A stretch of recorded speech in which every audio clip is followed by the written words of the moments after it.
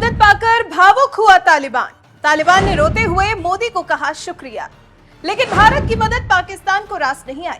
पाक जनता ने रोते हुए भारत से अपील की, मोदी जी हमारी भी मदद करो, हम भूख से मर रहे हैं, दुश्मनी को भूल जाओ।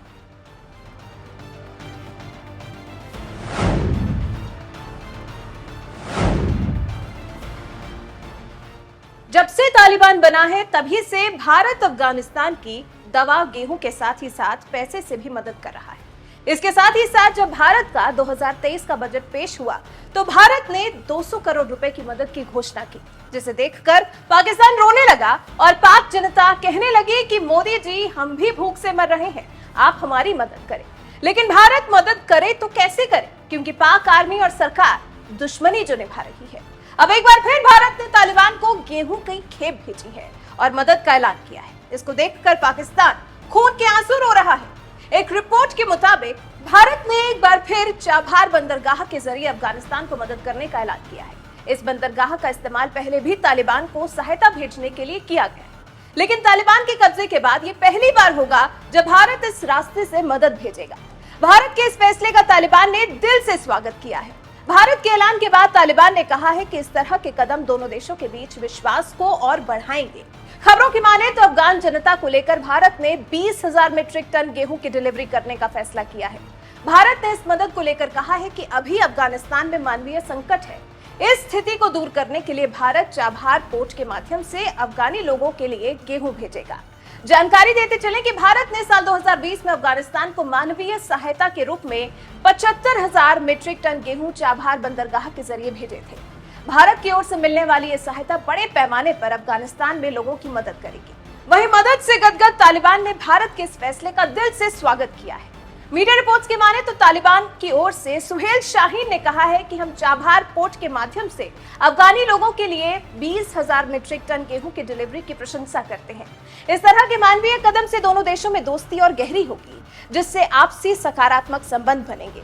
अगर आपको याद हो तो पिछले साल भी बड़े पैमाने पर भारत ने अफगानिस्तान के लोगों को मानवीय सहायता भेजी थी, जिसमें गेहूं, दवा, कोरोना का टीका था। उसी मदद को लेकर पाकिस्तान ने वाघा बॉर्डर से जाने से इनकार कर दिया था, जिसके बाद हंगामा हो गया और अब इज्जत जाने लगी तो हार पछताकर पाकिस्तान ने शर्मिंदगी से बचने के लिए रास्ता दिया। लेकिन तब तक तालिबान जान चुका था कि दोस्त कौन है और दुश्मन कौन। इसलिए तो अब तालिबान पाकिस्तान को भाव नहीं दे रहा और पाकिस्तान रो रहा है। और कुछ दिनों पहले तो जब टीटीपी ने आतंक मचाए तो रोते हुए पाक रक्षा मंत्री और आईएसआई चीफ काबुल गए थे। तब तालिबान ने खुले तौर से कह दिया था कि मामला आपका है, इसमें मैं क्या कर सकता हूं, जिससे पाकिस्तान को काफी शर्मिंदगी उठानी पड़ी थी। लेकिन पाकिस्तान को ये समझ नहीं आया था कि क्यों तालिबान ने ऐसा किया है, लेकिन अब शायद उसे समझ में आ जाए। वहीं पाकिस्तान की इस भीषण स्थिति के लिए पाक जनता भूखी रो रही है और पाक आर्मी पाक सरकार को कोस रही है कि अगर भारत से दोस्ती होती तो महंगाई, आटे की दिक्कत नहीं होती, और क्यों सरकार भारत से दुश्मनी निभा रही है। भारत से दोस्ती करने से फायदा है, ना कि दुश्मनी। लेकिन आप जानते हैं कि पाक आर्मी अगर भारत से दोस्ती कर लेती है तो राजनीति ही खत्म हो जाएगी। भारत के नाम पर पाक जनता में डर पैदा करके माल कमाने का धंधा ही बंद हो जाएगा।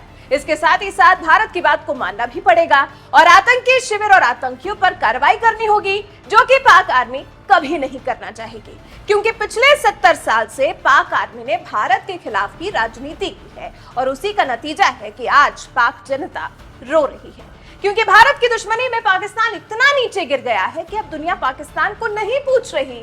और आज के हालात तो आप जानते ही हैं क्या हो रहा है। अगर पाक सरकार और पाक आर्मी की नियत सही होती तो पाक जनता की मदद दुनिया कर रही होती, लेकिन ऐसा नहीं है।